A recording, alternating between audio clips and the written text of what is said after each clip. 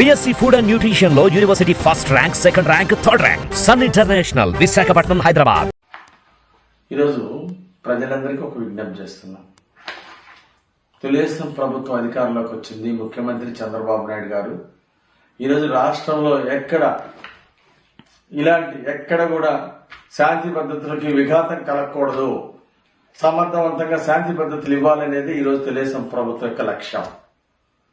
ఈరోజు వినుకొండలో తొలి ఏకాదశి పండగ రోజు ఒక దారుణమైనటువంటి హత్య జరగటం చాలా చాలా బాధాకరం. దీనికి కారణం ఈరోజు హత్య చేసినటువంటి జిలాని, అలాగే చనిపోయినటువంటి వ్యక్తి ఇద్దరు వైఎస్ఆర్ పార్టీలో తిరిగినటువంటి వాళ్ళు, వైఎస్ఆర్ పార్టీ గ్యాంగ్ లో తిరిగినటువంటి వాళ్ళు, అలాగే వైఎస్ఆర్ పార్టీ లీడర్లతో తిరిగినటువంటి వాళ్ళు. హత్య చేసిన ఆయన, అలాగే హత్య గావించబడ్డ ఆయన ఇద్దరు వైఎస్ఆర్ పార్టీలో తిరిగినటువంటి వాళ్ళు. వాళ్ళిద్దరి మధ్య వ్యక్తిగతంగా గొడవలు ఉన్నాయని చెప్పేసి గతంలో జిలానీ మీద అటెంప్ట్ మర్డర్ కేసు నమోదయ్యింది. వీళ్ళిద్దరి మధ్య కేసులు నమోదైంది.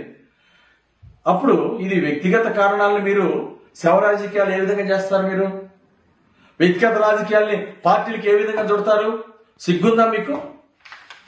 వ్యక్తిగత రాజకీయాల్ని పార్టీలు చుట్టడం చాలా దుర్మార్గం.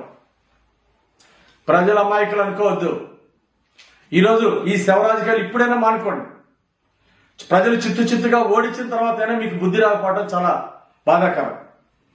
గతంలో బాబాయ్ హత్యని మీరు ఎట్లయితే దుష్ప్రచారం చేశారో, ఈరోజు మీ పార్టీ కార్యకర్తలు హత్య చేసినా అది తెలుగుదేశం పార్టీ మీద బురద జల్లటం, శవ రాజకీయాలు చేయటం, ఇది ఎంతవరకు సమంజసం అని అడుగుతున్నా నేను.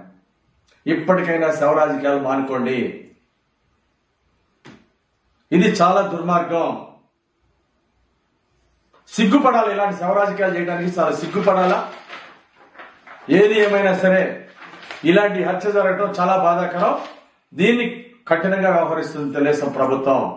ఎవరైతే ఈ దాడికి హత్యకు పాల్పడ్డారో, ఎవరైతే ఉన్నారో వాళ్ళందరినీ కూడా కఠినంగా శిక్షిస్తాం.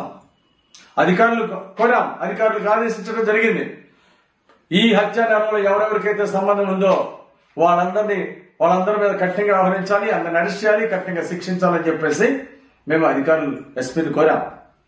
ఎస్పీ గారు కూడా నిష్పక్షపాతంగా ఈ కేసులో వ్యవహరిస్తున్నారు. పాత గొడవలు ఓ పార్టీలో వైఎస్ఆర్ పార్టీలో ఇద్దరు పనిచేసినటువంటి వాళ్ళు, అలాంటిది తెలుగుదేశం పార్టీకి చుడతారా? శవ రాజకీయాలు చేస్తారా? ఇది చాలా సిగ్గుసేటు.